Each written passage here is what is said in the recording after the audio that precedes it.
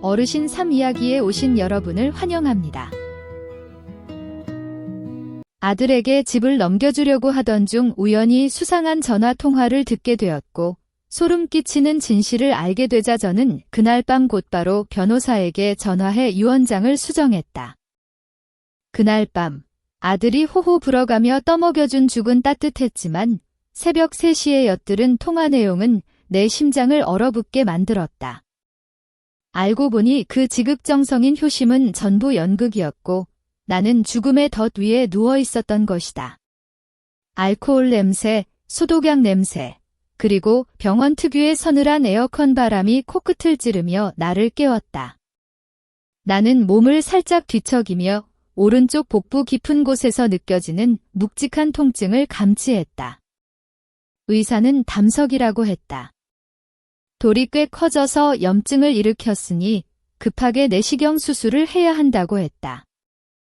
일은 고히 70세를 맞은 나이에 병원 신세를 진다는 건 내 몸이 이제 낡을 대로 낡았다는 시간의 잔인한 경고장이나 다름없었다. 나는 가만히 눈을 뜨고 주위를 둘러보았다. 옅은 옥색 커튼 사이로 아침 햇살이 힘없이 스며들고 있었다. 침대 바로 옆에는 며느리 별표 지은 별표 이 플라스틱 보조의자에 고개를 파묻은 채 쪽잠을 자고 있었다. 그 와중에도 내 이불 자락을 꼭 쥔 손이 보였다. 침대 발치에서는 큰아들 별표 민석 별표 이 쭈그리고 앉아 대야에 따뜻한 물을 받고 있었다. 내가 뒤척이는 기척을 느끼자마자 녀석은 수건을 내팽개치듯 내려놓고 황급히 달려왔다. 어머니, 깨셨어요. 몸은 좀 어떠세요? 많이 아프시면 의사 선생님 부를까요? 잠을 못 자 퀭해진 아들의 얼굴을 보니 가슴 깊은 곳에서 고마움이 밀려왔다. 입원한 지 벌써 사흘째, 아들 내외는 24시간 교대로 내 곁을 지켰다. 식사 수발부터 대소변 처리까지 간호사의 손을 빌릴 틈도 주지 않았다. 난 괜찮다. 내가 너무 걱정해서 탈이지. 의사 선생님도 내시경이라 금방 끝난다고 하지 않더냐. 지은이도 내 목소리에 잠이 깼는지 부스스 일어나 헝클어진 머리를 정리하며 다가왔다. 어머니, 제가 세수시켜 드릴게요. 아침은 죽으로 드시겠어요? 아니면 설렁탕이라도 사다 드릴까요? 여보, 당신이 병원 앞 식당 가서 어머니 드실 전복죽 좀 사와요.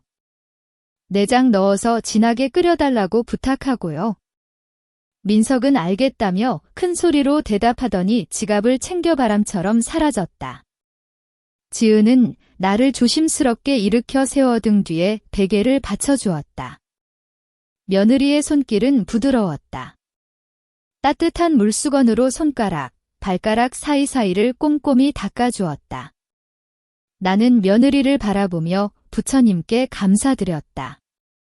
고부 갈등이 남의 집 얘기라지만 지은이가 우리 집에 시집 온 지 10년이 넘도록 나는 며느리 때문에 속 썩어본 적이 없었다. 옆 침대에는 당뇨 합병증으로 나보다 하루 먼저 입원한 동네 주민 별표 박 여사 별표가 누워 있었다. 박 여사는 아들 내외가 나를 챙기는 모습을 보며 혀를 내둘렀다. 김 여사는 진짜 전생에 나라를 구했나 봐. 요새 세상에 저런 효자 효부가 어디 있어? 우리 집 자식들은 다들 서울이다 뭐다 해서 코빼기도 안 비치고 간병인만 딸랑 보내놨는데 정말 부러워서 눈물이 다 나네. 나는 옅은 미소를 지었지만 가슴 한구석에는 자랑스러움과 씁쓸함이 동시에 피어올랐다. 아들 내외의 효심은 자랑스러웠지만 막내딸 생각만 하면 가슴이 아렸다.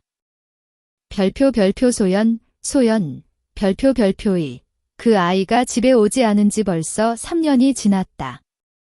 3년이면 현관문 돌계단에 있기가 덮일 만큼 긴 시간이었지만 늙은 어미가 자식을 잇기엔 턱없이 부족한 시간이었다.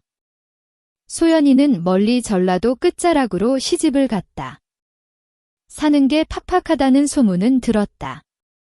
부모 말을 거역하고 멀리 시집갈 때 화를 내긴 했지만 내리사랑이라고 했던가. 미우나 고우나 내 자식이었다. 하지만 녀석은 둥지를 떠난 새처럼 뒤도 돌아보지 않았다.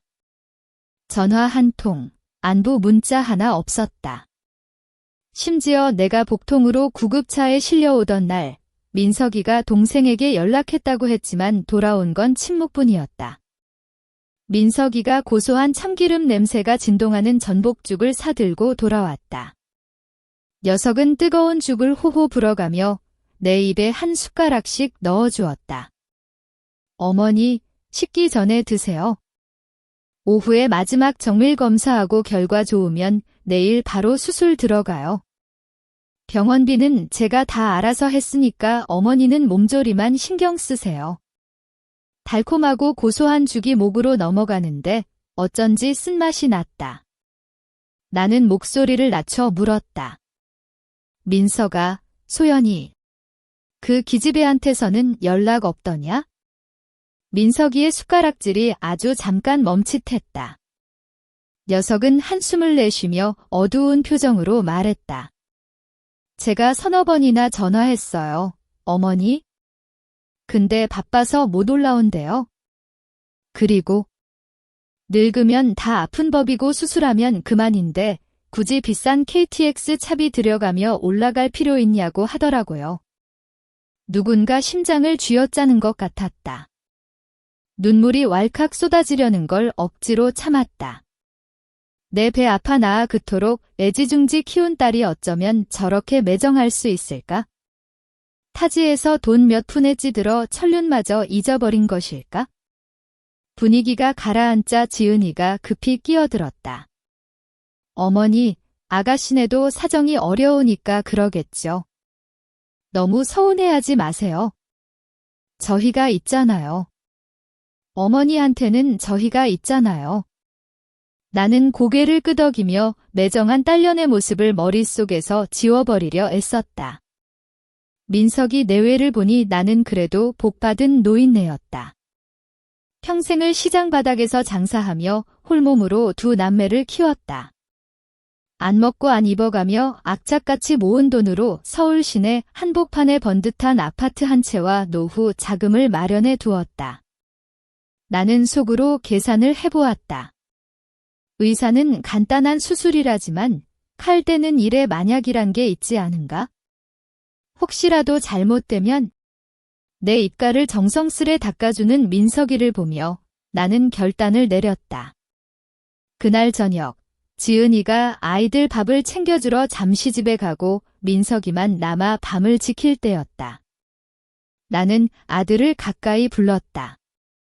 민석아, 내 말 좀 들어보렴. 네, 어머니. 필요하신 거 있으세요? 나는 아들의 투박하고 두툼한 손을 잡았다. 아비 없이 집안의 가장 노릇을 하느라 고생한 손이었다. 내가 늙어서 오늘 내일 하는데 사람 일 모르는 거다. 이번에 수술 잘 받고 퇴원하면 공증 사무실 가서 아파트 명에 너희 앞으로 돌려주마. 민석이의 눈이 순간 번쩍이는가 싶더니 이내 차분하게 내리깔렸다. 그는 정색하며 말했다. 어머니, 무슨 섭섭한 말씀을 그렇게 하세요? 어머니는 앞으로 100살까지 정정하게 사실 건데 집은 당연히 어머니 집이죠. 자식된 도리로 모시는 건데 유산이라니요. 아니다. 거절하지 마라. 소연이 그게 그렇게 독하게 구는데 내가 뭘 더 바라겠냐? 내가 장남이고 이렇게 효자 노릇하는데 그 집은 내가 받는 게 마땅하다. 딱 하나만 약속해다오. 나중에 내가 죽거든 내 아버지랑 조상님 제사만 소홀히 하지 않겠다고. 민석은 내 손을 꽉 잡았다. 그의 목소리가 감격에 겨운 듯 떨렸다. 어머니, 뜻이 그러시다면 따르겠습니다. 맹세코 어머니 눈에서 눈물 나게 안 해요?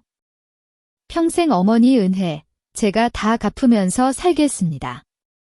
그 효심 어린 맹세를 듣자 마음이 한결 가벼워졌다. 내 결정이 옳았다고 믿었다. 늙은 부모의 마지막 보루는 돈이 아니라 자식의 마음이라지 않던가. 나는 내 아들이야말로 그 든든한 보루라고 확신했다. 병실의 밤은 고요했다. 심전도 모니터의 규칙적인 기계음만이 들려왔다. 나는 입가에 만족스러운 미소를 머금은 채 잠이 들었다. 바로 내 등 뒤에서 탐욕의 민낯을 드러낼 잔인한 연극이 막을 내릴 준비를 하고 있다는 사실은 꿈에도 모른 채. 그날 새벽, 복부 통증이 다시 나를 괴롭혔다. 진통제 효과가 떨어진 모양이었다. 이리저리 뒤척여봤지만 잠은 달아나 버렸다. 벽시계는 새벽 3시 15분을 가리키고 있었다. 병실은 쥐 죽은 듯 조용했고 옆 침대 박 여사의 코지만 규칙적으로 들려왔다. 보조의자를 보니 텅 비어 있었다. 민석이가 어디 갔지? 담배라도 한 대 피우러 갔거나 화장실에 갔나 보다. 목이 타들어가듯 말랐다. 협탁 위에 물병을 집으려 했지만 손이 닿지 않았다. 하는 수 없이 나는 침대 난간을 잡고 힘겹게 몸을 일으켰다. 고무 슬리퍼를 꿰신고 복도에 나가 바람도 쐴 겸 아들을 찾아볼 생각이었다. 이 시간에 병원 복도는 소름 끼치도록 적막했다. 하얀 형광등 불빛이 길게 뻗어 있어 명암이 어지럽게 교차했다. 창틈으로 스며드는 밤바람이 차가워 야른 환자복 위로 옷깃을 여몄다.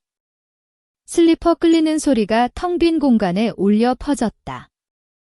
자판기와 벤치가 있는 비상계단 근처 코너를 돌려는데 웅얼거리는 말소리가 들려왔다.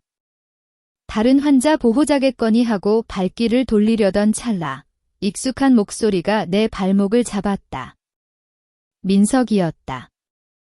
나는 커다란 기둥 뒤로 몸을 숨겼다.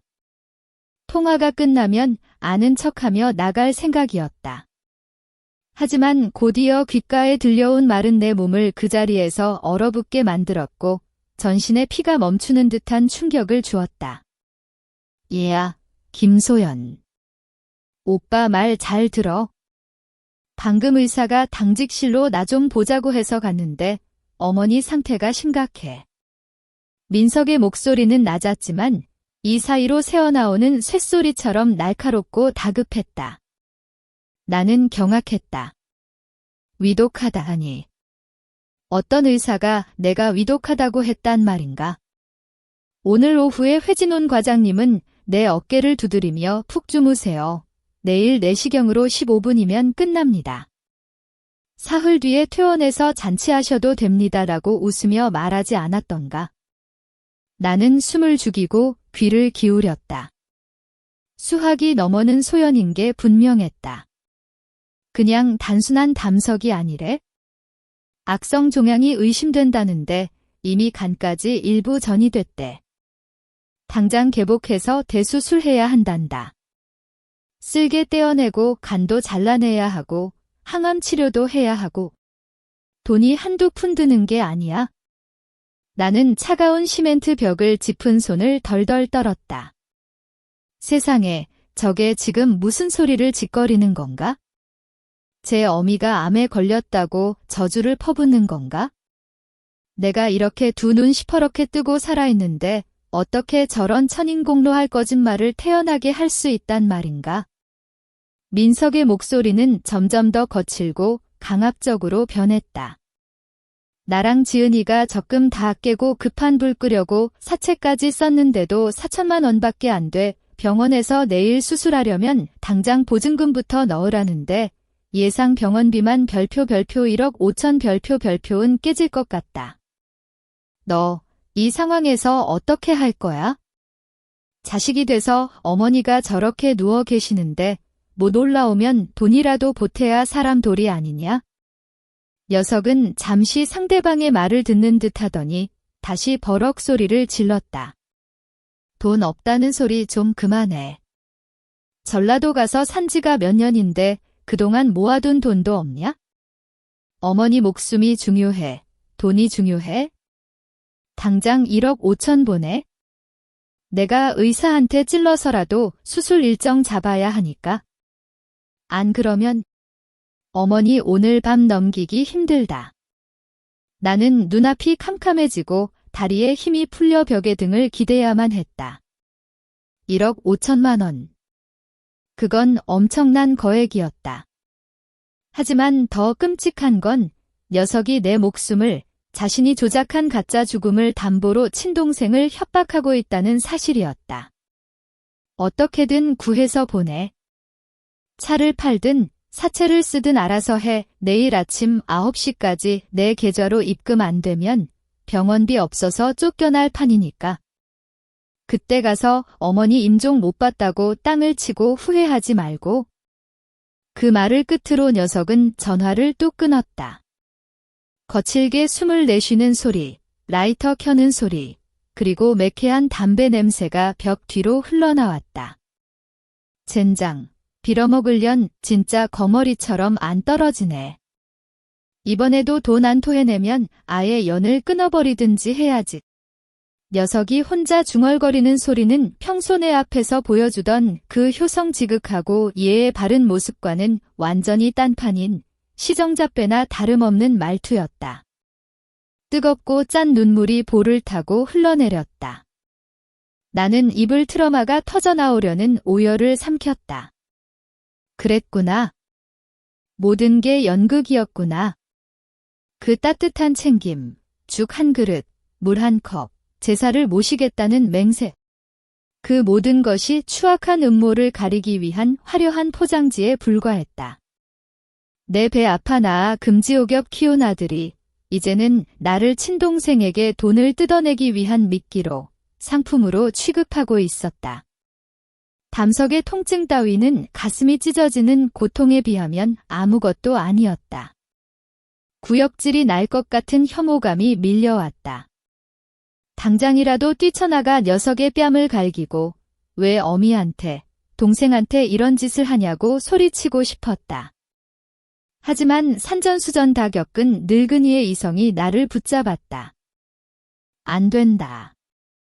지금 내가 나서서 폭로해봤자 녀석은 딱 잡아댈 것이다. 동생한테 치료비 받으려고 좀 과장해서 말한 거라고 둘러대거나 최악의 경우 본색을 드러낼 수도 있다. 병든 노인네가 저들 부부 소나귀에 있는데 무슨 짓을 당할지 모른다. 나는 깊게 심호흡을 하며 미친 듯이 뛰는 심장을 진정시켰다. 참아야 한다. 속사정을 알아야 한다. 도대체 왜 그렇게 큰돈이 필요한 건지, 왜 친동생을 저토록 미워하며 잔인한 짓을 벌이는지 알아내야 했다. 나는 발소리를 죽여가며 조심스럽게 돌아섰다. 병실로 돌아와 침대에 누워 이불을 머리끝까지 뒤집었었다. 어둠 속에서 나는 소리를 내지 않으려고 팔뚝을 꽉 깨물었다. 욕망으로 일그러진 민석의 얼굴과 그 뻔뻔한 거짓말들이 머릿속을 맴돌았다. 잠시 후 민석이 슬리퍼를 끌며 들어오는 소리가 들렸다. 녀석은 침대 곁으로 다가와 내가 잠들었는지 확인하듯 얼굴을 가까이 대더니 이불을 고쳐 덮어주었다. 한때는 감동이었던 그 행동이 이제는 소름 끼치는 공포로 다가왔다. 녀석에게 나는 돈줄인가 아니면 인질인가? 그날 밤은 내 인생에서 가장 긴 밤이었다. 나는 어둠 속에서 눈을 부릅뜬 채 발치에서 자고 있는 아들의 거짓된 숨소리를 들었다. 믿음은 산산조각이 났고 그 파편들 위로 단단한 결심이 싹트기 시작했다. 나를 구하고 멀리서 솟고 있는 불쌍한 내 딸을 구해야 한다. 다음 날 아침 눈부신 햇살이 병실을 비췄지만 내 마음은 폭풍전야처럼 어두웠다. 일찍 일어난 민석은 휘파람까지 불어가며 물을 떠오고 수건을 갈며 부산을 떨었다.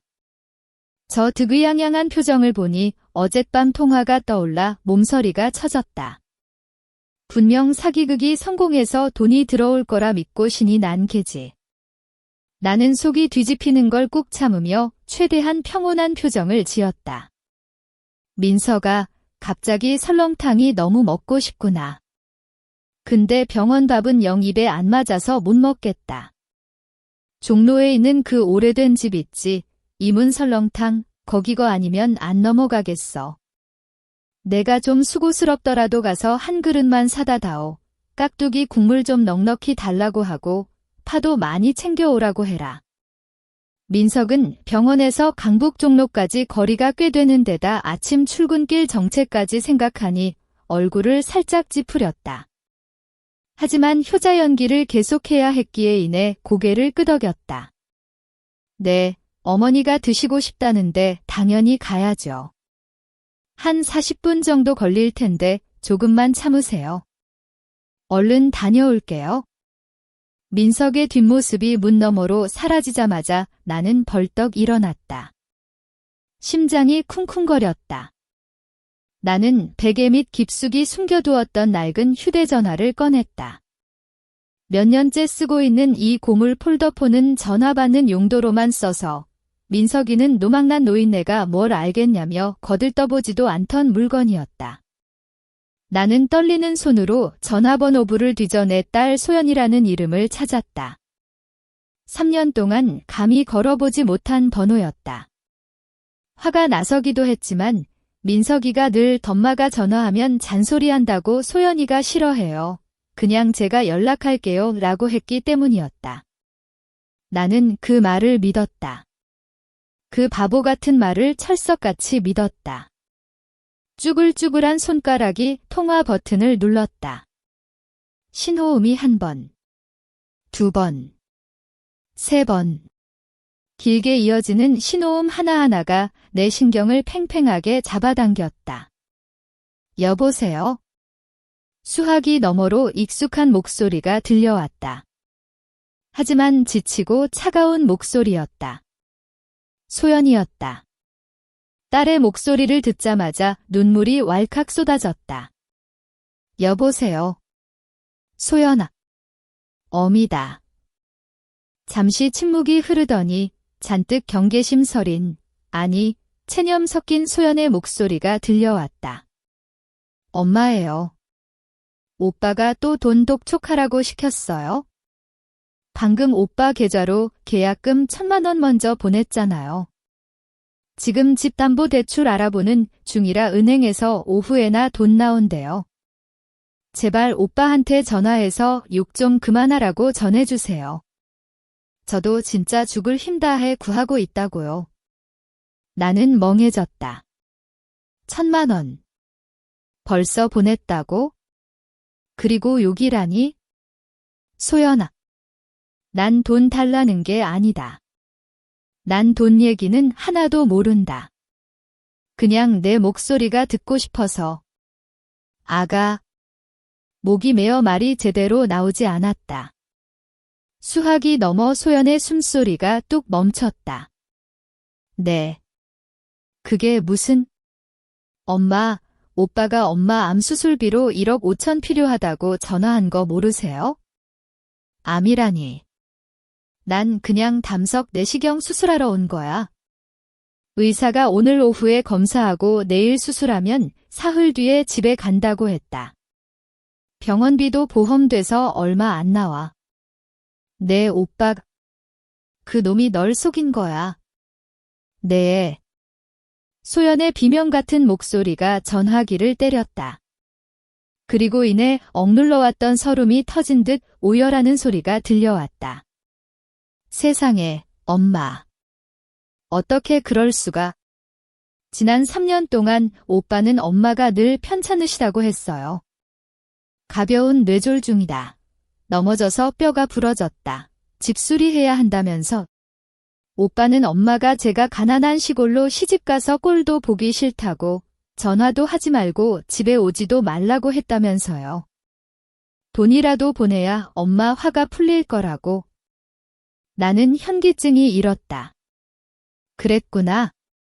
녀석은 거짓으로 쌓아 올린 불의 장벽으로 우리 모녀 사이를 갈라놓고 있었다. 나를 딸에게 돈만 밝히는 탐욕스러운 노인네로 만들고 딸은 자신의 돈주머니로 만들어 착취하고 있었던 것이다. 아가, 어미가 가난하다고 널 타박할 리가 있냐? 난 내가 오기만을 하루하루 기다렸다. 내가 바빠서 늙은 어미 잊은 줄로만 알았지? 명절마다 목이 빠지게 기다리는데 민석이는 내가 해외여행 갔다더라. 내가 엄마는 촌스러워서 말이 안 통한다고 했다더라. 엄마. 소연이 울부짖었다. 명절마다 엄마 선물 보냈어요. 작년에는 별표 홍삼 별표에 비단 옷에 관절약까지. 제가 직접 찾아가려고 해도 오빠가 엄마 저 보면 혈압 올라서 쓰러진다고 죽는 꼴 보고 싶냐고 협박해서 울면서 발길 돌린 게 몇 번인데요. 나는 침대 난간을 꽉 움켜쥐었다. 홍삼, 비단 옷. 나는 구경조차 못 해본 것들이었다. 그 모든 걸 그들 부부가 가로챘거나 아니면 쓰레기통에 처박았겠지. 그 놈이 우리 둘 다 속인 게야? 어젯밤에 놈이 너한테 전화해서 돈 뜯어내는 걸 내가 엿들었다. 내가 암 걸려 다 죽어간다고 거짓말하는 걸 듣고 알았다. 소연은 말도 잇지 못한 채 울기만 했다. 나도 울었다. 오해 속에 지나가 버린 그 억울한 세월이, 그리고 아들이라고 믿었던 놈의 잔인함이 너무나 원통해서 우리 모녀는 전화기를 붙들고 한참을 울었다. 잠시 후 소연이 코를 훌쩍이며 숨을 골랐다. 목소리에 단호함이 서려 있었다. 엄마, 일단 진정하고 제 말 잘 들으세요. 지금 당장 따지면 안 돼요. 오빠가 저 정도로 막장으로 나오는 걸 보면 분명 빚이 있거나 뭔가 구린 구석이 있는 게 확실해요. 지금 엄마 혼자 계신데 바로 들키면 오빠가 무슨 짓을 할지 몰라요. 위험해요. 나는 눈물을 훔치며 고개를 끄덕였다. 보이지 않아도 딸은 알 것이다. 그래, 알았다. 내가 모르는 척하마. 대신 너 절대 그 놈한테 돈 더 보내지 마라. 네, 엄마. 당장 그만 보낼게요. 회사 일 정리하고 오늘 오후나 내일 아침 비행기로 바로 올라갈게요. 엄마는 아무 일도 없었던 것처럼 평소대로 행동하세요. 제가 도착할 때까지 기다리세요. 이번 일, 우리 모녀가 확실하게 매듭지어야 해요. 엄마, 제발 건강 챙기시고 오빠가 눈치채지 못하게 조심하세요. 그래, 알았다. 어서 오거라. 기다리마. 전화를 끊고 나는 침대 위에 멍하니 앉아 있었다. 창밖에는 여전히 따사로운 햇살이 쏟아지고 있었지만 내 마음속에서는 거센 태풍이 몰아치고 있었다. 꺼진 휴대전화 화면에 비친 내 얼굴은 주름 가득한 노인의 그것이었지만 흐릿했던 눈동자만은 전에 없던 서늘한 빛을 띠고 있었다. 30분 뒤 민석이 땀을 뻘뻘 흘리며 뜨거운 설렁탕을 들고 돌아왔다. 어머니, 임은 설렁탕 특으로 사왔어요. 줄이 길어서 한참 기다렸네요. 식기 전에 어서 드세요. 나는 김이 모락모락 나는 뚝배기를 바라보다 땀범벅이 된 아들의 얼굴을 쳐다보았다. 어제까지만 해도 저 모습에 가슴이 찡했을 것이다. 하지만 오늘은 어설프기 짝이 없는 삼류 연극으로밖에 보이지 않았다. 나는 뚝배기를 받아들며 희미하게 웃었다. 그래, 고생했다. 수술 잘 받고 나가서 너희한테 진명에 넘겨주려면 이거 먹고 힘내야지. 민석은 눈이 보이지 않을 정도로 활짝 웃었다. 얼굴에 화색이 돌았다. 그럼요, 많이 드세요. 집 문제는 퇴원하고 천천히 하셔도 돼요. 급할 거 없어요? 나는 뽀얀 국물을 한 숟가락 떠먹었다. 구수한 맛이었지만 목구멍으로 넘어가는 느낌은 쓰디썼다. 내 고통을 삼키는 것 같았다. 이제부터 진짜 전쟁이다. 그날 오후 에어컨이 윙윙 돌아가고 있었지만 병실 공기는 숨막힐 듯 답답했다. 며느리 지은은 내 옆에서 귤을 까고 있었다. 알맹이만 쏙쏙 골라 접시에 예쁘게 담는 손놀림이 능숙했다. 민석은 맞은편 소파에 앉아 휴대전화 화면에 코를 박고 있었다. 가끔 킬킬거리는 걸 보니 유튜브에서 실없는 예능 영상이나 보고 있는 게 분명했다. 이 가식적인 평화를 보고 있자니 속이 뒤틀렸다. 나는 마른 침을 삼키고 딸 소연이와 상의했던 대로 놈들을 떠보기 위해 최대한 자연스러운 목소리로 입을 열었다. 아가, 지난 설에 장롱을 보니 아주 고운 자주색 명주 한복 저고리가 있더구나. 내가 한 번도 안 입은 새 것 같던데 그거 내가 해준 거냐? 아니면 누가 선물한 거냐?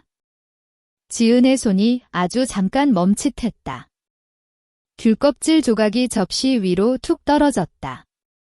며느리는 나를 올려다보며 당황한 기색을 내비쳤지만 이내 특유의 싹싹한 미소로 덮어버렸다. 어머, 어머니도 참, 지난 설에 제가 사드린 건 그 두툼한 회색 별표 패딩 점퍼 별표잖아요. 한복이라니요? 어머니 옛날에 입으시던 거랑 헷갈리신 거 아니에요? 나는 노망난 노인네처럼 보이기 위해 일부러 눈을 가늘게 뜨고 고개를 갸웃거렸다. 그러냐. 우체국 택배로 아주 큰 상자가 왔던 기억이 나는데 난 소연이가 설세라고 비단 옷을 보내준 줄로만 알았지? 그 옷감 만졌을 때 손끝이 서늘하니 참 좋았는데 말이야. 소연이 이름이 나오자 휴대전화를 보던 민석이 고개를 확 쳐들며 인상을 구겼다. 어머니, 그년 얘기는 뭐 하러 꺼내서 머리 아프게 하세요? 제가 몇 번을 말씀드려요. 소연이게 멀리 시집가서 제 앞가림하기도 바쁜데 어머니한테 비단옷 보낼 돈이 어디 있겠어요? 몇 년 동안 사탕 한 알 안 보낸 애예요. 다 저랑 집사람이 챙겨드린 거죠. 지은이도 남편의 말에 맞장구를 쳤다. 목소리는 상냥했지만 뼈가 들어있었다. 맞아요, 어머니. 아가씨는 바빠서 어머니한테 전화 한 통 할 시간도 없는 사람인데 옷 고를 정성이 어디 있겠어요? 어머니가 입원해서 주사 많이 맞으시더니 기억이 오락가락하시나 보다. 제가 사드린 별표 10만원 별표짜리 패딩. 그거 따뜻하고 좋잖아요. 내 속에서 천불이 났다. 그놈의 싸구려 패딩. 시장통떨이 매대에서 주워온 옷이라 입으면 온몸이 근질거려도 며느리 정성이라며 꾹 참고 입어주었다. 그런데 소연이가 피땀 흘려 사보낸 최고급 명주 한복은 놈들이 꿀꺽해버린 것이다. 나는 한숨을 꾹 누르고 다시 한번 미끼를 던졌다. 이번에는 홍삼이었다. 그래, 내가 늙어서 망령이 들었나 보다. 그럼 지난달에 내가 빙판길에서 넘어졌을 때 먹었던 그 홍삼은 어떠냐? 그거 먹고 기운이 펄펄 났었는데? 그건 시장 물건이 아니던데. 민석이 허벅지를 탁 치며 의기양양하게 나섰다. 아, 그 별표 천삼 별표요? 그거 제가 아는 친구 통해서 구한 거예요? 정관장 중에서도 제일 비싼 거라 한 박스에 별표 100만원 별표도 넘어요. 어머니 편찮으신데 돈이 문제입니까? 제가 카드빚을 내서라도 사다 드려야죠. 남한테 기대면 뭐 합니까? 나는 아들의 눈을 똑바로 쳐다보았다. 눈 하나 깜짝하지 않았다. 그 뻔뻔함이 소름 끼칠 정도였다. 오늘 아침 통화에서 소연이가 흐느끼며 말했었다. 백화점 본점에 가서 제일 좋은 걸로 골라 택배로 붙이고 오빠한테 꼭 엄마 챙겨드리라고 신신당부했다고. 그런데 놈은 동생의 공을 가로챈 것도 모자라 빚을 냈다며 생색까지 내고 있었다. 나는 고개를 주걱거리며 놈의 말에 속아 넘어가는 척했다. 어쩐지 약효가 다르더라니. 세상에 우리 아들 같은 효자가 어디 있겠냐? 내가 복이 많지? 그에 비하면 소연이 그건 정말 너무 매정하구나. 내가 딸을 욕하자 부부는 서로 마주보며 회심의 미소를 지었다. 지은은 얼른 사과를 깎아 내밀었다. 어머니, 사과 드시고 화 푸세요. 저희가 있잖아요. 아가씨가 어머니 안 챙기는 건 나중에 본인이 후회할 일이고요. 어머니는 수술 잘 받으시고 퇴원하시면 얼른 아파트명에 이전해 주셔서 저희가 그 집 담보로 사업 자금 융통하게 해주세요. 그래야 돈 많이 벌어서 어머니 호강시켜 드리죠. 결국 또 아파트 얘기였다. 놈들의 목적지는 오직 거기뿐이었다. 멀리서 보내온 딸의 정성을 중간에서 가로채고 그 죄책감 하나 없이 인륜마저 끊어버리려 하고 있었다. 나를 외톨이로 만들어 자기들에게만 의지하게 한 뒤 뼈까지 발라 먹으려는 속셈이었다. 나는 사과 조각을 들었지만 입으로 가져갈 수가 없었다. 이건 사과가 아니라 미끼였다. 민석과 지은이 보여준 효도는 거짓말이라는 무대 위에 세워진 사상누각이었다. 선물은 내게 오지 않았지만 진실만은 내게 도착했다. 뼈아픈 진실이었다. 그날 밤 나는 벽을 보고 돌아 누워 자는 척하며 베개를 눈물로 적셨다. 타지에서 불효녀 소리 들으며 억울해했을 딸이 불쌍했고 장난 말만 철석같이 믿고 놈의 악행을 방관한 내 자신이 원망스러웠다. 하지만 이 슬픔은 곧 분노로 그리고 힘으로 바뀌었다. 더 이상 약한 노인네로 살 수는 없었다. 소연이를 위해서라도 그리고 나 자신을 위해서라도 정의를 찾아야 했다. 다음 날 아침 드디어 기회가 왔다. 민석은 옷가지와 서류를 챙겨야 한다며 잠시 집에 다녀오겠다고 했고 지은은 죽 끓일 거리를 사러 마트에 간다고 했다. 2시간 정도 비는 틈이 생겼다. 민석은 나가면서 담당 간호사에게 어머니가 거동이 불편하시니 절대 못 돌아다니게 해달라고 신신당부하는 치밀함을 보였다. 민석이 탄 엘리베이터 문이 닫히자마자 나는 이불을 박차고 일어났다. 어젯밤부터 준비는 끝난 상태였다.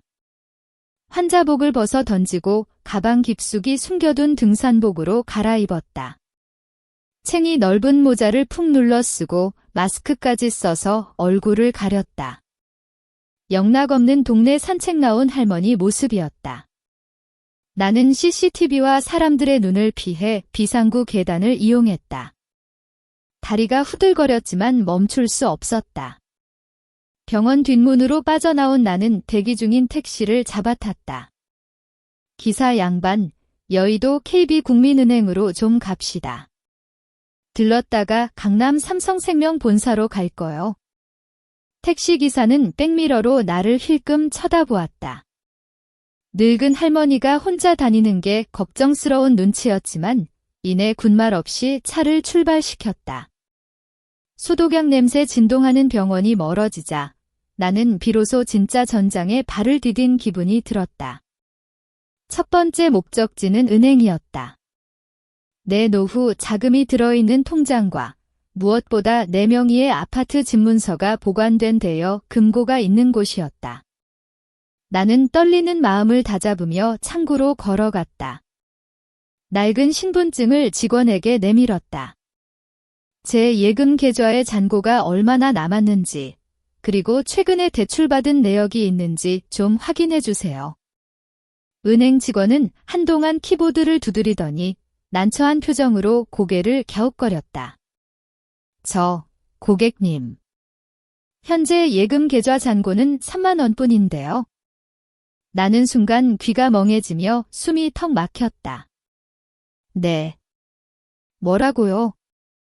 3만 원이라니요. 제가 분명 별표 6천만 원 별표를 넣어뒀는데요. 네. 거래 내역을 보니 3개월 전에 고객님께서 직접 전액 인출해 가셨습니다. 그리고 현재 고객님 명의로 별표 4천만 원 별표짜리 마이너스 통장이 개설되어 있는데 이자 납입이 2달째 연체된 상태입니다. 나는 쓰러지지 않으려고 차가운 대리석 카운터를 꽉 붙잡았다. 전액 인출, 마이너스 대출. 나는 맹세코 그런 짓을 한 적이 없었다. 서명 좀 보여주세요. 직원이 모니터를 돌려 스캔된 전표를 보여주었다. 서명란에는 분명 내 이름 박영순이 적혀 있었다. 떨리는 필체까지 흉내냈지만 나는 단박에 이상한 점을 알아챘다. 나는 항상 순자의 마지막 획을 위로 삐치는데 이 서명은 아래로 길게 늘어뜨려져 있었다. 민석이다. 놈이 분명했다. 녀석은 내 필체를 몰래 연습했다.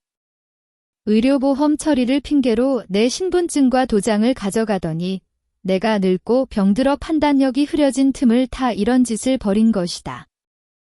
아니면 누군가와 짜고 본인 확인 절차를 대충 넘겼을지도 모른다. 나는 치밀어 오르는 분노를 억누르며 직원에게 거래 내역서를 뽑아달라고 한 뒤 휘청거리는 다리로 은행을 빠져나왔다. 다음 목적지는 보험회사였다. 그곳에서 마주한 진실은 더욱 충격적이었다. 상담 직원은 내게 상해나 질병으로 사망 시 별표 10억 원, 12호 KRW, 별표를 수령할 수 있는 생명보험에 가입되어 있다며 밝게 웃었다. 가입하신 지 6개월 되셨네요. 월 납입금이 꽤 크지만 보장 내용이 워낙 좋습니다. 지정 수익자는 유일하게 아드님인 김민석 은임으로 되어 있고요. 10억 내 목숨값이다. 민석이 보험을 든 건 내 병원비를 걱정해서가 아니라 내 죽음에 돈을 걸었기 때문이었다. 내가 죽으면 놈은 벼락부자가 된다. 등골이 오싹해졌다. 그래서 놈이 내가 암에 걸렸다고 거짓말을 하고 수술을 그렇게 서둘렀던 것이다. 혹시 놈은 수술 중에 무슨 사고라도 생기길 바라는 걸까? 손에 쥔 보험증권이 사형 선고문처럼 무겁게 느껴졌다. 내 젖을 먹고 자란 아들이 어미를 금융상품으로 일확천금을 위한 도박판의 말로 이용하고 있었다. 보험회사를 나와 병원으로 돌아가는 택시 안에서 나는 하염없이 눈물을 흘렸다. 소리 내어 울 수도 없었다. 진실은 너무나 적나라하고 잔인했다. 놈은 아파트만 탐내는 게 아니었다. 내 뼈와 살을 발라먹고 심지어 내 죽음마저 팔아먹으려 했다. 병원 뒷문에 도착했을 때 나는 눈물을 닦고 옷매무새를 가다듬었다. 깊은 심호흡을 했다. 지금 무너져선 안 된다. 그 어느 때보다 강해져야 했다. 나는 은행 거래 내역서와 보험증권 사본을 가방 깊숙한 곳에 숨겼다. 이것은 저 페류나의 가면을 벗겨낼 결정적인 증거가 될 것이다. 나는 도둑고양이처럼 살금살금 계단을 올라 병실로 돌아왔다. 이불 속으로 들어가자마자 복도에서 민석의 쿵쾅거리는 발소리가 들렸다. 문이 열리고 민석이 들어왔다.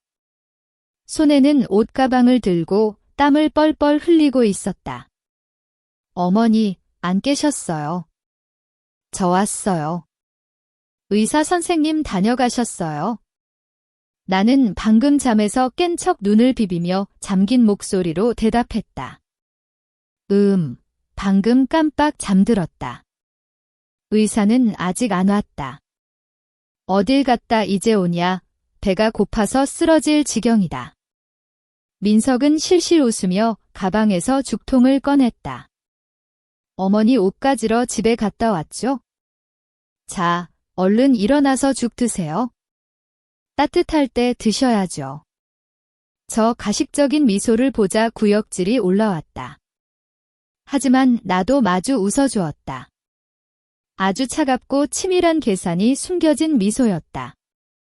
조사는 끝났다. 이제 반격을 시작할 차례다. 확실한 증거를 손에 쥐자 나는 계획을 앞당기기로 했다.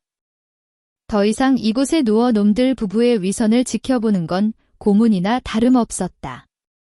다음 날 아침, 의사는 수치도 안정되었으니 오후에 바로 내시경 수술을 하자고 했다. 하지만 나는 늙어서 몸이 안 좋다, 어지럽다, 두통이 심하다며 꾀병을 부렸다. 집에서 며칠 푹 쉬면서 안정을 취하고 싶다고 고집을 피웠다. 의사는 난색을 보였지만 민석은 오히려 반겼다. 집으로 모셔가야 땅 문서를 처리하기 수월할 테니까. 결국 의사는 이틀간의 외박을 허락했다. 그리운 집에 돌아왔다. 평생의 땀과 눈물이 배어있는 이 집이 이제는 자식들의 탐욕이 들끓는 복마전이 되어버렸다. 민석은 나를 안방 침대에 눕히고 살뜰하게 챙겼다. 나는 침대에 눕자마자 연기를 시작했다. 기침을 심하게 하며 고통스러운 표정을 지었다. 콜록, 콜록. 민석아. 몸이 너무 안 좋구나. 병세가 악화된 게 틀림없어. 민석은 화들짝 놀라며 내 손을 주물렀다. 어머니, 그런 불길한 소리 마세요. 그냥 피곤해서 그런 거예요. 나는 힘없이 고개를 저으며 쉰 목소리로 하지만 단호하게 말했다. 아니다. 내 몸은 내가 안다. 사람 목숨 하늘에 달린 거라지만 내 소원은 하나뿐이다. 이 집, 너희 부부한테 빨리 넘겨주고 싶구나. 그래야 내가 눈을 감아도 자식들끼리 싸울 일 없고 내 마음이 편할 것 같다. 민석의 눈이 자동차 헤드라이트처럼 번쩍였다. 입가에 번지려는 웃음을 억지로 참느라 입꼬리가 파르르 떨렸다.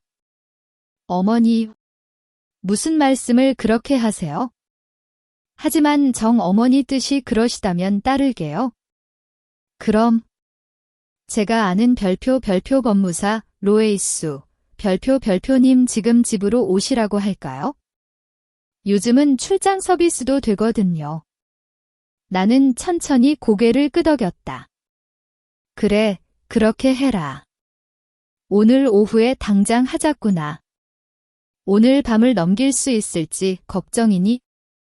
민석은 횡재라도 한 사람처럼 밖으로 뛰어나가 전화를 걸었다. 거실에서 들려오는 목소리가 어찌나 들떠있는지 숨길 수도 없어 보였다. 나는 방 안에 누워 쓴웃음을 지었다. 이놈아, 어미가 아직 숨이 붙어있는데 유산 상속이 그렇게도 급하더냐. 2시간쯤 뒤 말끔한 양복을 입은 남자가 서류 가방을 들고 민석과 함께 들어왔다. 민석이 아는 법무사라고 소개했다. 그들은 탁자 위에 두툼한 서류 뭉치를 펼쳐놓았다. 민석은 나를 부축해 일으켜 탁자 앞에 앉혔다. 녀석은 내 손에 볼펜을 쥐어주며 서류 빈칸을 가리켰다. 자, 어머니. 이게 증여 계약서예요. 여기랑 여기, 그리고 여기에 서명만 하시면 돼요. 나머지는 저랑 법무사님이 다 알아서 처리할게요. 나는 종이를 집어들고 눈을 찡그리며 읽는 척했다. 노안이 왔지만 놈들이 생각하는 것처럼 까막 눈은 아니었다. 놈이 내민 건 증여 계약서가 맞았다. 하지만 서류 더미 맨 아래에 별표 포괄 위임장 별표이라는 제목의 종이가 살짝 보였다. 저기에 서명하는 순간 놈은 내 집뿐만 아니라 예금, 연금, 모든 재산을 내 동의 없이 마음대로 처분할 수 있게 된다. 나는 일부러 손을 떨며 종이를 바닥에 떨어뜨렸다. 아이고, 내가 이렇다니까. 눈이 침침해서 글씨가 춤을 추는 것 같구나. 민서가 안방 협탁 서랍에 내 돋보기 안경 좀 가져다 다오. 민석은 얼른 허리를 숙여 종이를 줍더니 안경을 찾으러 방으로 뛰어들어갔다. 녀석이 사라지고 법무사가 가방에서 인감을 꺼내느라 고개를 숙인 틈을 타 나는 등산복 주머니에 숨겨둔 종이 한 장을 꺼냈다. 민석이 준비한 계약서와 겉모양은 똑같았지만 내용은 완전히 다른 종이었다. 어젯밤 소연이가 변호사를 통해 급하게 작성해서 사진 파일로 보내준 별표 자필 유언장 별표를 내가 밤새 베껴 쓴 것이었다. 거기에는 이렇게 적혀 있었다. 모든 재산은 본인이 사망한 후에 분할하며 반드시 두 자녀 김민석과 김소연의 합의가 있어야 한다. 나는 민석의 계약서를 밑으로 쓱 밀어넣고 내 자필 유언장을 그 위에 올렸다. 그리고 제목이 보이지 않게 교묘하게 접어 서명란만 보이게 만들었다. 민석이 안경을 들고 돌아왔다. 나는 안경을 쓰고 서명할 곳을 뚫어지게 쳐다보는 척했다. 여기다 하면 되냐? 네, 맞아요, 어머니. 흔들리지 않게 꾹 눌러서 쓰세요. 나는 펜을 들어 내가 바꿰치기한 종이 위에 아주 멋들어지게 서명했다. 민석과 법무사는 서로 눈짓을 교환하며 미소를 지었다. 물고기가 낚였다고 생각했겠지? 그 종이에 내 서명을 해봤자 소유권 이전에는 아무런 효력이 없다는 걸, 아니 오히려 놈들의 탐욕을 올가맬 족쇄가 된다는 걸 꿈에도 모른 채. 서명을 마치고 펜을 내려놓으며 나는 긴 한숨을 내쉬었다. 자, 다 됐다. 이제 이 집은 너희 것이다. 부디 사람 도리 다하며 살아라. 민석은 흥분해서 서류 내용을 확인도 하지 않고 챙겨 넣었다. 녀석은 내 손을 잡고 흔들었다. 감사합니다. 어머니. 정말 감사합니다. 어머니 평생 제가 호강시켜 드릴게요. 걱정 마세요. 나는 서류 봉투를 보물단지처럼 끌어안고 있는 아들을 보며 속으로 비웃었다. 그래, 실컷 좋아해라. 그 기쁨 얼마 못 갈 테니. 이 연극은 이제 막 서막을 열었을 뿐이란다. 아, 민석아. 녀석이 서류를 금고에 넣으러 가려 할 때 내가 불러 세웠다. 내일이 내 할아버지 제삿날 아니냐? 큰아버지랑 친척들 다 모셔서 식사라도 대접하자꾸나. 기왕이면 그때 명예 이전 문제도 정식으로 공표하는 게 좋겠다.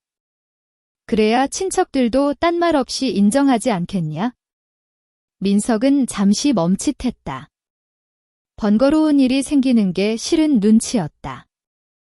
하지만 이미 서류는 제 손에 들어왔겠다. 못할 것도 없다고 생각했는지 금세 고개를 끄덕였다. 네, 어머니 말씀이 옳아요. 제가 주방 아주머니 불러서 음식 성대하게 준비하라고 할게요. 내일 아주 거창하게 잔치 한번 벌여보죠.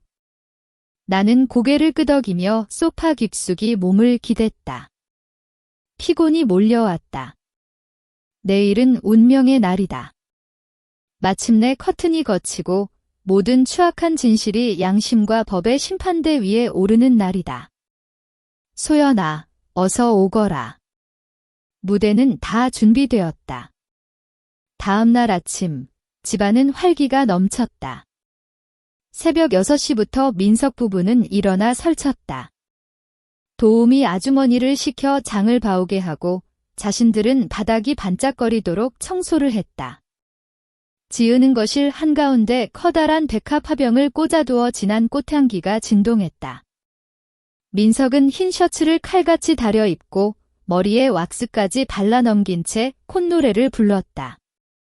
저 들뜬 꼴을 보고 있자니 헛웃음이 나면서도 씁쓸했다. 놈들은 어미가 쾌차해서 기쁜 것도 형제간의 우애 때문도 아니었다. 오직 어제 받아낸 그 종이 쪼가리, 그게 금고 열쇠라고 믿기에 저렇게 신이 난 것이다. 점심때가 가까워지자 친척들이 하나둘 모여들었다. 집안의 가장 큰 어른인 별표 큰아버지 별표는 80이 넘었지만 여전히 정정하셨다. 셋째 삼촌, 넷째 숙모, 그리고 사촌들까지 줄을 이었다. 거실 소파에 앉아있는 나를 보자 큰아버지가 지팡이를 짚으며 걸걸한 목소리로 말씀하셨다. 재수씨, 안녕하시오. 민석이한테 듣기로는 몸이 안 좋아서 수술 안에 만회했다던데 오늘 보니 안색이 아주 좋구만. 조상님들이 보호하셨네 그려.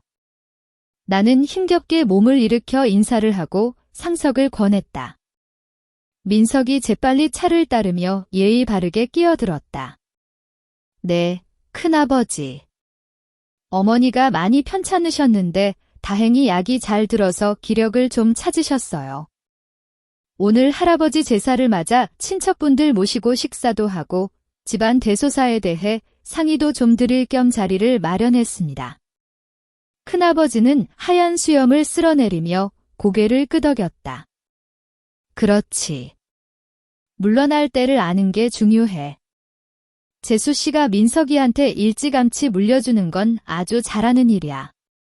장남이지, 효자지, 부부가 합심해서 건실하게 사는데 그 집에 맡기는 게 제일 든든하지. 칭찬을 들은 민석은 입이 귀에 걸렸다. 콧대가 하늘을 찌를 기세였다. 녀석은 나를 힐끔 보며 눈짓을 했다. 이따가 각본대로 실수 없이 말하라는 무언의 압박이었다. 나는 쓴 차를 한 모금 마시며 속으로 차가운 미소를 지었다. 기다려라 아들아, 진짜 드라마는 이제부터란다. 상다리가 휘어질 듯한 진수성찬이 차려졌다. 닭백숙, 잡채, 갈비찜 등 온갖 산의 진미가 가득했다. 민석은 사람들을 식탁으로 안내했다. 모두 자리를 잡자 민석이 일어나 비싼 양주병을 들고 건배 제의를 하려는데 딩동 현관 벨소리가 날카롭게 울려 퍼졌다. 민석이 미간을 찌푸리며 중얼거렸다. 이 시간에 올 사람이 없는데? 손님은 다 오셨잖아요. 녀석은 술병을 내려놓고 대문으로 나갔다. 묵직한 철문이 끽 소리를 내며 열렸다. 집 앞에 정차한 택시에서 한 여자가 내렸다.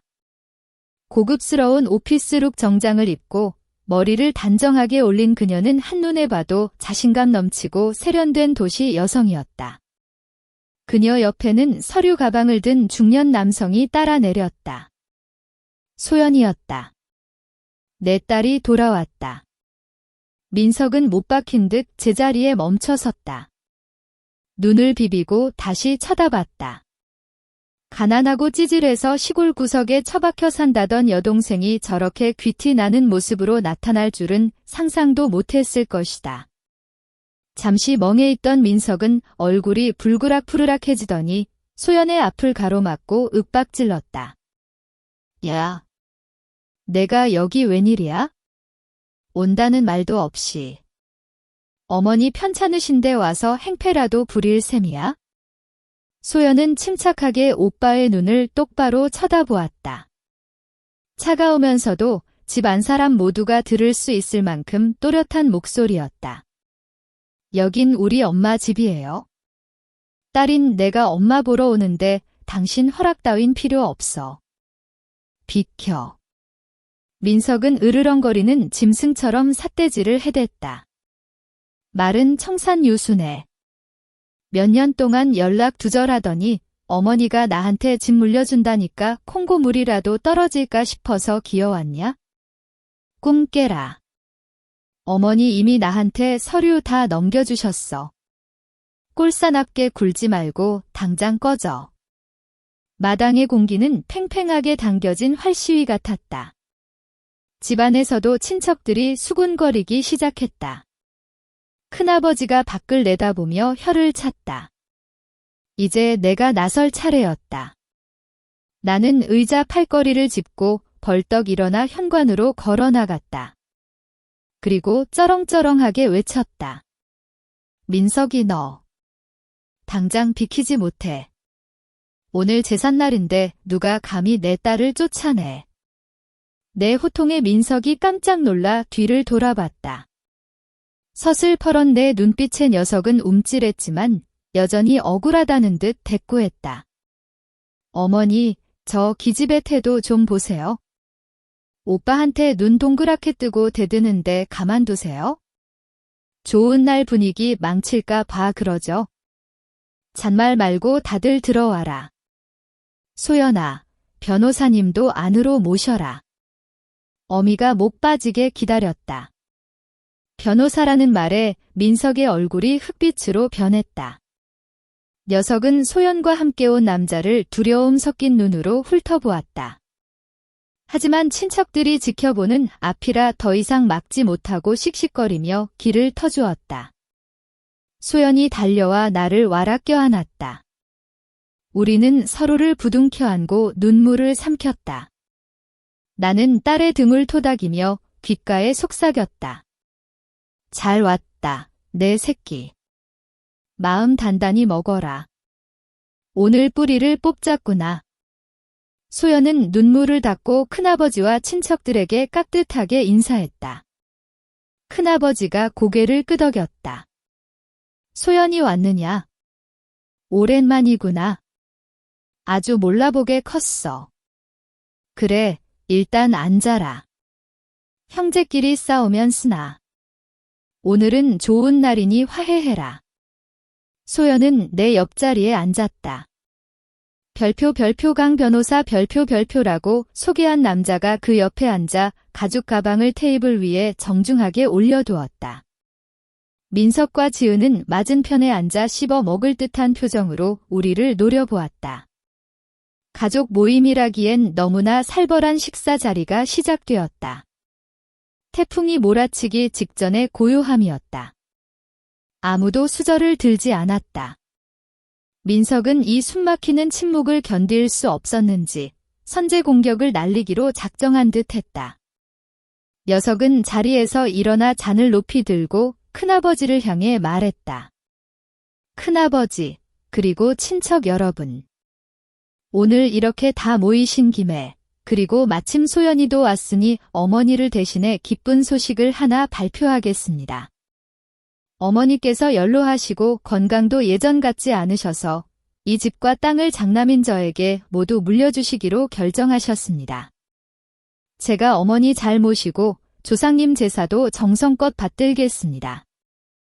이미 서류 절차는 다 끝났습니다. 말을 마친 민석은 어제 내가 서명한 종이를 꺼내보란 듯이 식탁 위에 탁 내리쳤다. 소연을 향해 승리자의 비릿한 웃음을 날리는 것도 잊지 않았다. 옆에 있던 지은도 거들었다. 네, 저희가 정말 잘 모실 거예요. 집도 싹 리모델링해서 어머니 편하게 지내시게 해드릴 거고요. 아가씨는 멀리 사니까 아무 걱정 안 해도 돼요. 저희가 다 알아서 할게요. 큰아버지가 서류를 집어들어 돋보기를 쓰고 훑어보시더니 고개를 끄덕였다. 확실하구만. 재수씨 잡힐 서명이 맞네. 그럼 결정 난 거지? 소연이 너도 이해 없지? 넌 출가외인이니 친정재산은 오빠가 물려받는 게 순리다. 소연은 꼿꼿하게 허리를 펴고 앉아 표정 하나 변하지 않았다. 천천히 찻잔을 들어 입술을 축인 뒤 그녀가 입을 열었다. 목소리는 낮았지만 서늘한 기백이 서려 있었다. 큰아버지, 그리고 가족 여러분. 어머니가 재산을 누구에게 주시든 그건 어머니 권리니 제가 왈가왈부할 일은 아닙니다. 하지만 제가 오늘 온 건 유산 싸움을 하러 온 게 아닙니다. 효자인 척, 착한 척 가면을 쓰고 부모 형제를 속여온 짐승만도 못한 인간들의 실체를 밝히러 왔습니다. 민석이 쾅소리가 나게 식탁을 치며 벌떡 일어났다. 얼굴이 시뻘개졌다. 뭐? 야, 너 말 다 했어? 누가 짐승이야? 당장 내 집에서 나가. 앉아. 내 고함이 벼락처럼 떨어졌다. 쇠가 부딪히는 듯한 날카로운 소리였다. 내가 있는 힘껏 식탁을 내리치자 그릇들이 요란하게 춤을 췄다. 좌중이 얼어붙었다. 민석은 멍하니 나를 쳐다보았다. 평생 순종적이었던 어머니의 저런 분노는 처음 봤을 것이다. 나는 일어나 민석을 쏘아보았다. 눈에서 불길이 일었다. 앉으라고 했다. 여기가 왜 내 집이야? 여긴 내 집이다. 그리고 넌 이 집주인이 될 자격이 영원히 없어. 어머니. 그게 무슨? 서류에 사인하셨잖아요. 민석이 말을 더듬으며 얼굴이 창백해졌다. 나는 코웃음을 쳤다. 서류. 눈이 있으면 그 종이에 뭐라고 적혀 있는지 다시 한번 똑똑히 읽어봐라. 큰아버지가 급히 서류를 다시 집어들고 꼼꼼히 읽기 시작했다. 몇 줄 읽어 내려가던 큰아버지의 눈이 휘둥그레졌다. 이게 뭐야? 이건 별표 유언장 별표이잖아. 모든 재산은 사후에 분배한다 민서가. 너 이거 증여 계약서라며? 민석이 미친 사람처럼 서류를 낚아채 읽어 내려갔다. 이마에서 식은땀이 비 오듯 쏟아졌다. 손이 사시나무 떨듯 떨렸다. 아니, 말도 안 돼. 분명히 증여 계약서였는데 왜 유언장이야? 어머니, 저를 속이신 거예요? 그래. 내가 널 속였다. 내가 또박또박 씹어뱉었다. 그렇게라도 안 하면 내가 너희 부부 소나귀에서 살아남을 수 있었겠냐? 늙은 어미가 노망나서 내 놈한테 다 퍼줄 줄 알았더냐? 민석이 넋이 나가 있는 사이 소연이 강 변호사에게 신호를 보냈다. 변호사는 가방에서 두툼한 서류 뭉치를 꺼내 식탁 위에 펼쳤다. 소연이 떨리지만 단호한 목소리로 말을 이었다. 친척 여러분, 오빠는 제가 불효녀라며 지난 3년 동안 돈 한 푼 안 보냈다고 했죠? 여기 지난 5년간의 은행 거래 내역서가 있습니다. 제가 오빠 계좌로 보낸 돈만 총 별표 4억 4천만 원, 440 트라이유 KRW, 별표이 넘습니다. 소연은 붉은 펜으로 표시된 내역서를 친척들 앞에 쫙 펼쳐 보였다. 매달 생활비로 300만 원, 어머니 편찮으시다고 해서 1,000만 원, 집수리한다고 해서 4천만 원. 바로 엊그제 오빠가 어머니 암 걸려 죽게 생겼다며 1억 5천 내놓으라고 협박해서 계약금으로 1,000만 원 보낸 것까지. 여기 증거가 다 있습니다. 방안이 발칵 뒤집혔다. 숙모와 삼촌들이 서류를 돌려보며 경악을 금치 못했다. 넷째 숙모가 비명을 질렀다. 세상에 이렇게나 큰 돈을. 그런데 민석이 놈은 맨날 돈 없다며 징징대고 소연이가 지독한 구두쇠라고 욕을 해댔단 말이야. 친척들의 경악 섞인 목소리에 민석은 꿀먹은 벙어리가 되었다. 얼굴에서 핏기가 완전히 사라져 종이장처럼 하얗게 질렸다. 옆에 앉은 지은은 사시나무 떨듯 떨며 고개만 쳐박고 있었다. 나는 목이 메어 잠긴 목소리로 말을 이었다. 그게 다가 아닙니다. 저놈은 동생이 저를 보러 오는 것도 막았습니다. 제가 딸한테 화가 나서 문전박대한다고 거짓말을 하고 소연이가 보낸 홍삼, 녹용, 비단옷 그런 귀한 선물들은 다 빼돌렸습니다. 쓰거나 내다 버리고는 저한테 동생이 아무것도 안 보냈다고 모함했단 말입니다. 여러분, 세상에 이런 천하의 불효막심한 놈이 어디 있습니까? 나는 가방에서 결정적인 증거를 꺼냈다. 내가 직접 발로 뛰며 찾아낸 보험 증권과 대출 서류였다. 이것도 보십시오. 제 서명을 위조해서 은행 빚을 냈습니다. 그리고 제 명의로 사망보험을 들었습니다. 수령이는 본인 앞으로 해놓고 사망보험금이 무려 별표 10억 별표입니다. 제 어미가 빨리 죽기만을 기다린 겁니다. 저를 자식이 아니라 돈 뜯어내는 기계로 취급했다고요. 서류를 읽던 큰아버지는 손을 부들부들 떨었다. 쿵. 지팡이로 바닥을 내리치는 소리가 천둥처럼 울렸다. 이런 페르나 같은 놈. 우리 집안에 너 같은 괴물이 태어날 줄이야. 내가 사람 새끼냐.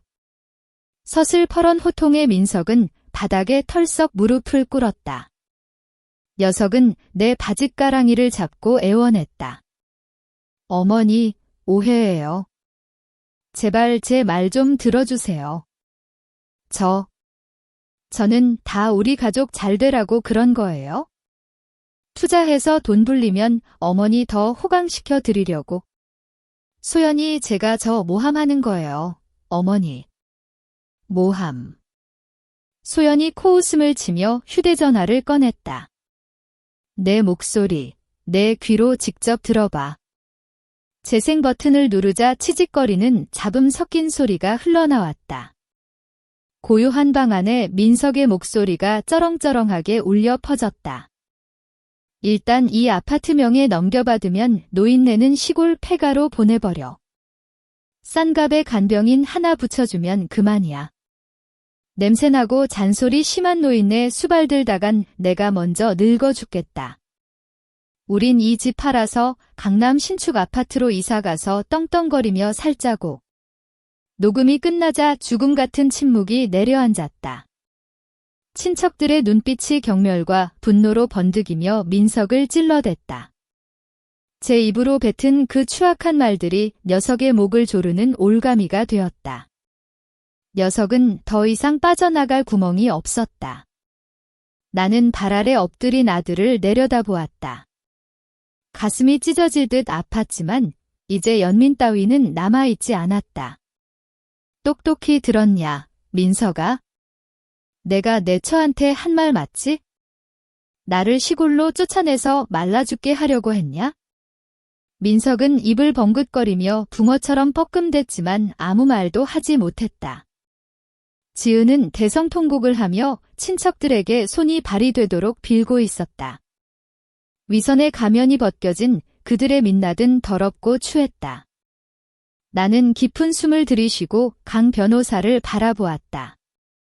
변호사님, 제가 작성한 조건부 유언장과 처분 내용을 낭독해 주세요. 오늘 조상님과 친척들 앞에서 이 집안에 대한 제 마지막 판결을 내리겠습니다. 민석은 바닥에 완전히 무너져 내렸다. 모든 게 끝났다는 걸 직감한 것이다. 그의 비열한 계획은 실패했을 뿐만 아니라 그를 씻을 수 없는 치욕의 구렁텅이로 밀어넣었다. 거실의 공기는 1000톤짜리 바위가 짓누르는 듯 무거웠다. 녹음기는 꺼졌지만 민석의 잔인한 목소리는 여전히 사람들의 귓가에 맴돌며 비수가 되어 꽂혔다. 민석은 고개를 처박은 채 꼼짝도 하지 않았고 지은은 얼굴이 흑빛이 되어 떨고만 있었다. 나는 뱃속으로 낳은 자식이 저토록 비참하게 망가진 모습을 보는 게 고통스러웠다. 하지만 지금 마음이 약해지면 안 된다. 오늘의 용서는 내일의 비극을 잉태할 뿐이다. 나는 울컥 치미는 감정을 누르며 큰아버지와 어르신들을 둘러보았다. 큰아버지, 그리고 친척 여러분. 집안 꼴이 이렇게 된 건 자식 교육 잘못 시킨 제 탓입니다. 제 얼굴에 침 뱉는 격이라 부끄럽지만 썩은 살은 도려내야 새살이 돋는 법 아니겠습니까? 강 변호사를 통해 제 재산과 민석이 놈에 대한 처분을 공표하겠습니다. 큰아버지는 긴 한숨을 내쉬며 지팡이로 바닥을 톡톡 두드렸다. 슬프지만 단호한 목소리였다. 재수씨 뜻대로 하시오. 우리가 증인이 되어주리다. 재산 탐내서 어미를 길바닥에 내쫓으려 한 놈은 우리 가문 사람도 아니야? 법대로, 아니 그보다 더 엄하게 다스리시오. 나는 강 변호사에게 고갯짓을 했다. 젊고 강직해 보이는 변호사는 온매무새를 가다듬고 일어섰다. 그가 손에 든 서류가 마치 판결문처럼 보였다. 정적을 깨고 그의 또렷한 목소리가 울려 퍼졌다. 박영순님의 위임을 받아 조건부 유언장 및 현재 자산 처분 계획을 공표하겠습니다. 민석이 슬그머니 고개를 들었다. 겁에 질린 눈동자가 변호사의 입을 쫓았다. 머릿속으로 온갖 계산기를 두드리고 있겠지만 이미 버스는 떠났다. 첫째, 현재 거주 중인 아파트 및 토지의 소유권에 관한 건입니다.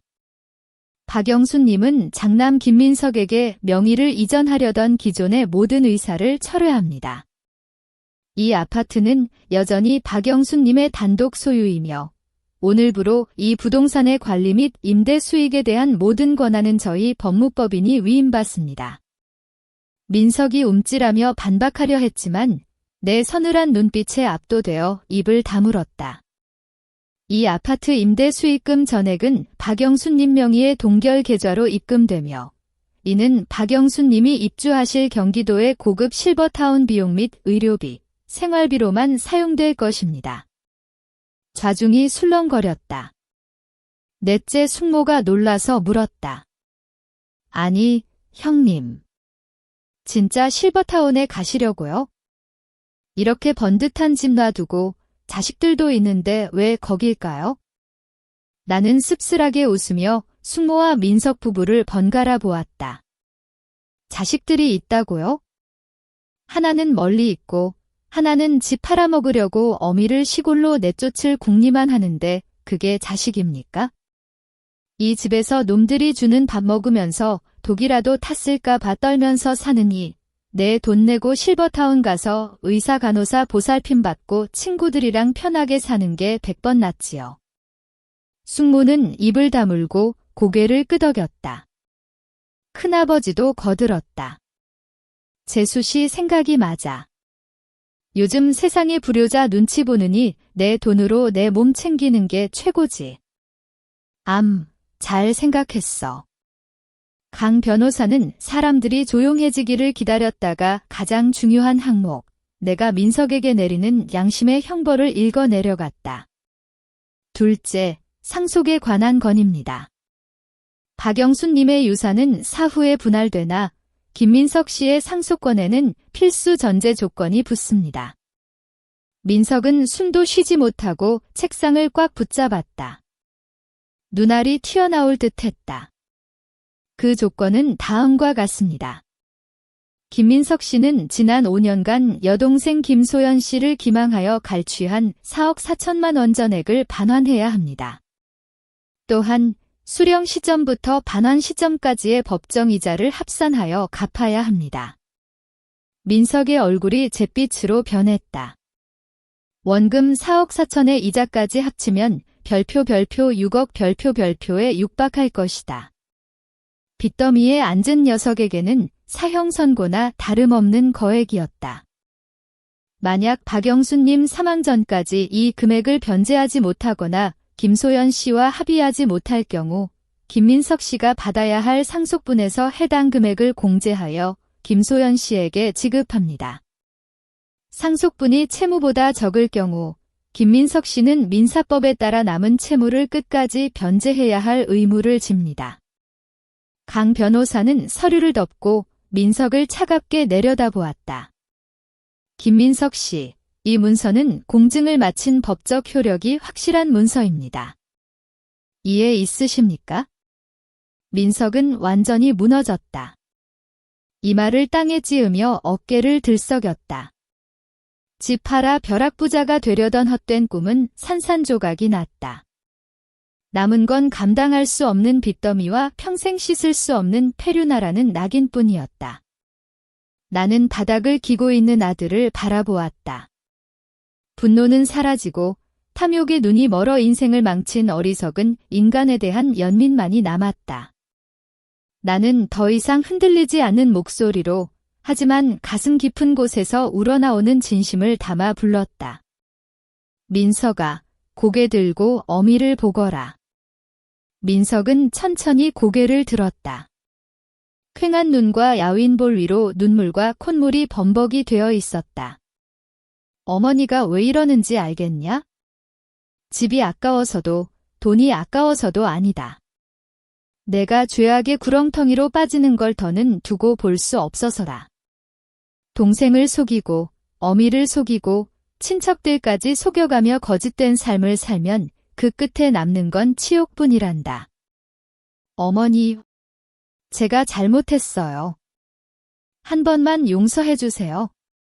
친구놈들 꼬임에 넘어가서 가상화폐랑 주식에 손을 댔다가 빚더미에 앉았어요. 더는 물러설 곳이 없어서 정말 죽고 싶어서 그랬어요. 어머니, 제발 저 큰돈을 갚으라니요. 저보고 죽으라는 말씀이세요? 민석은 무릎으로 기어와 내 손을 잡으려 했지만 소연이 재빨리 앞을 막아섰다.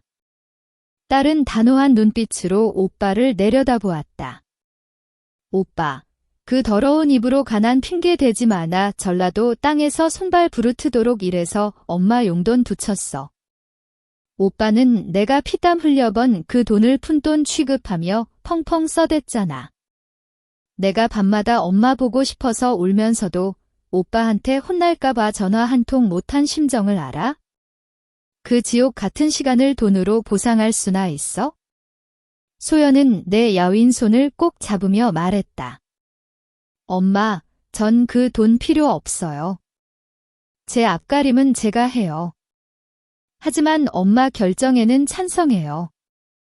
오빠는 자기 행동에 책임을 져야 해요. 돈이 필요해서가 아니라 노동의 가치와 정직함이 뭔지 뼈저리게 배워야 한다고요. 나는 딸의 손을 맞잡으며 고개를 끄덕였다. 그래, 맞다.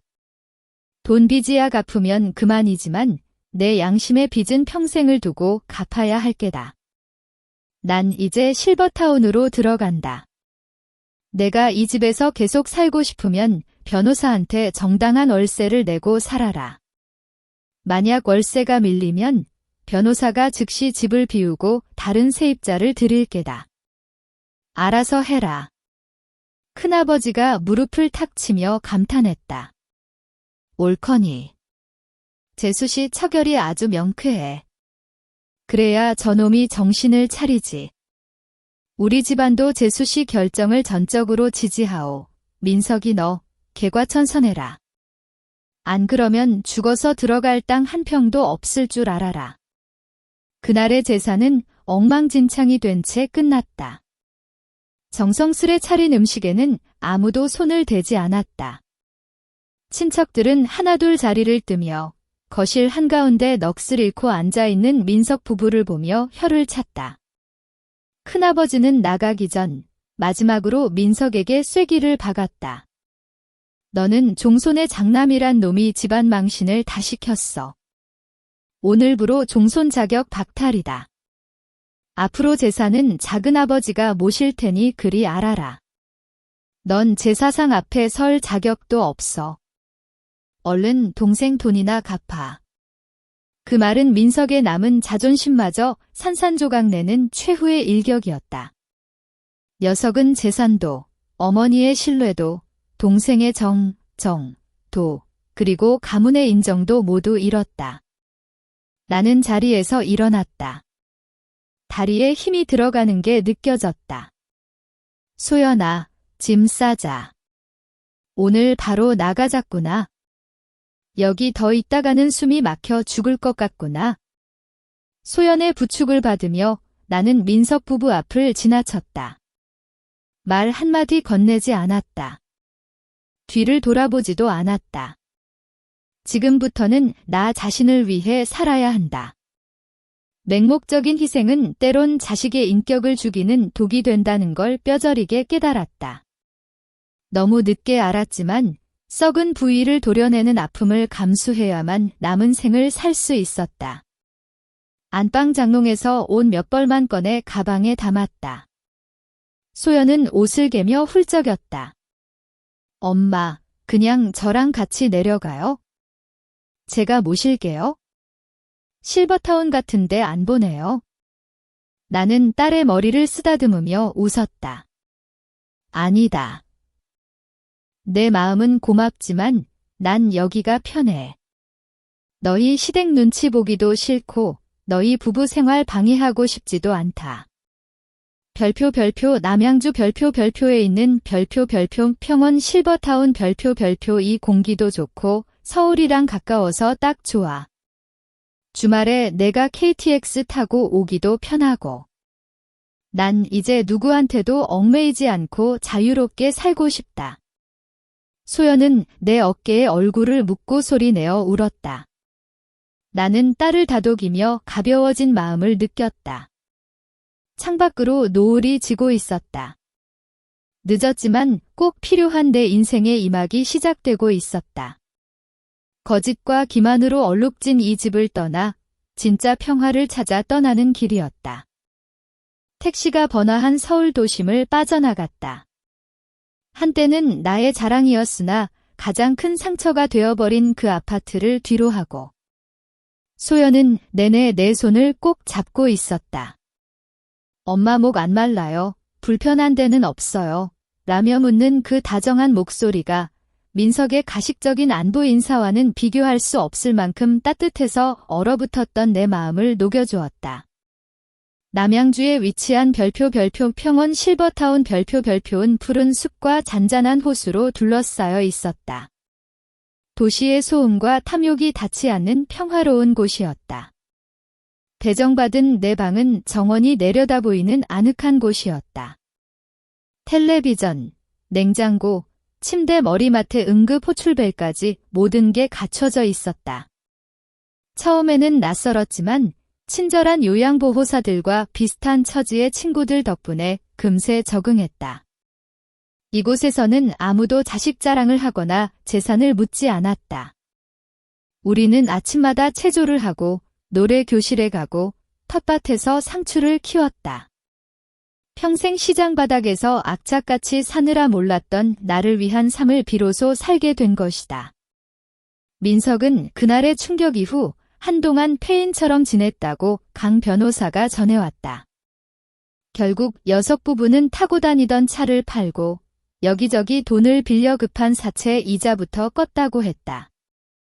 그리고 소연이에게 갚아야 할 원금 별표 4억 4천 별표은 매달 분할 상환하기로 했다고 한다.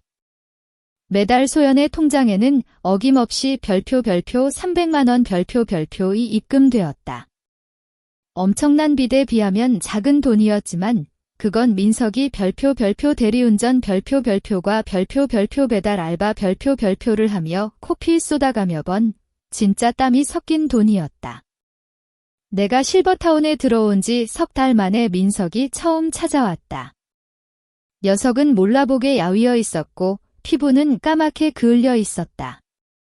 예전에 그 거만하고 뺀질거리는 눈빛은 사라지고 삶의 고단함과 죄책감이 그 자리를 채우고 있었다. 녀석은 쭈뼛거리며 제주 감귤한 봉지를 내밀었다. 어머니, 건강하시죠? 이거 오다가 트럭에서 샀는데 달대요. 드셔보세요. 나는 귤 봉지를 받아들었다. 이제야 비로소 인생의 쓴맛을 알게 된 아들을 보니 짠한 마음과 안도감이 동시에 밀려왔다. 난 잘 지낸다. 너는 동생 빚 갚느라 고생이 많지. 열심히 살아서 사람 구실하면 그걸로 됐다. 내 걱정은 마라. 민석은 고개를 푹 숙이고 기어들어가는 목소리로 말했다. 네, 죄송해요, 어머니. 땀 흘려 돈 벌어보니까 예전에 어머니가 저 키우시느라 얼마나 고생하셨는지, 소연이가 얼마나 힘들게 돈 벌었는지 이제 알겠어요.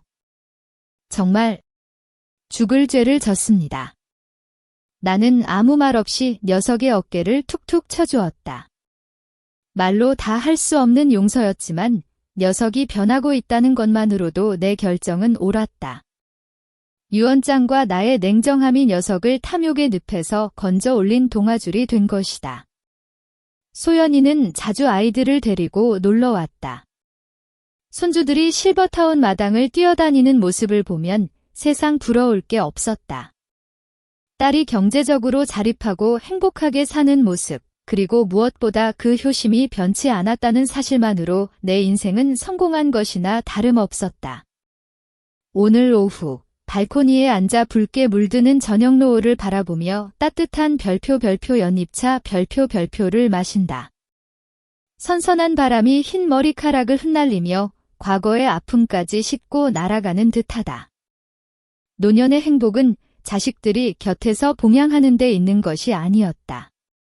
내 운명의 주인이 되어 마음의 짐을 내려놓고 자식들이 올바른 길로 가는 것을 지켜보는 것, 그것이야말로 진정한 행복이었다. 저기 서울에 있는 내 명의의 아파트는 여전히 그 자리에 있다. 하지만 이제 그 집은 분란의 불씨가 아니라 내 평온한 노후를 지켜주는 든든한 방패이자 자식들에게 주는 무언의 가르침으로 남을 것이다. 나는 미소를 지었다. 하늘에 떠있는 하얀 구름처럼 내 마음도 한없이 가볍고 자유로웠다. 박 여사의 이야기는 현대사회에서 돈과 가족 간의 관계에 대해 묵직한 경종을 울립니다. 자식을 무조건 사랑하는 것은 부모의 본능이지만 지혜롭게 사랑하는 것은 부모의 능력입니다. 재산이 죄악의 씨앗이 되게 하지 마십시오. 그리고 당신의 노후가 자식들의 짐이 되거나 혹은 그들의 탐욕을 채우는 도구가 되게 하지 마십시오. 독립적이고 주체적인 삶을 살며 때로는 아프더라도 자식에게 책임감을 가르치는 용기를 가지십시오. 그럴 때 비로소 진정한 가족의 사랑이 단단해지고 당신의 삶에도 진짜 평화가 찾아올 것입니다. 오늘 들려드린 감동적인 사연 어떠셨나요? 가슴이 뭉클하고 느끼신 점이 있다면 별표 구독 별표과 좋아요 그리고 알림 설정 부탁드립니다. 여러분의 소중한 의견을 댓글로 남겨주세요. 박 여사의 현명한 결단에 대해 어떻게 생각하시나요? 그럼 다음에도 더 가슴 따뜻하고 의미 있는 이야기로 찾아오겠습니다. 안녕히 계세요.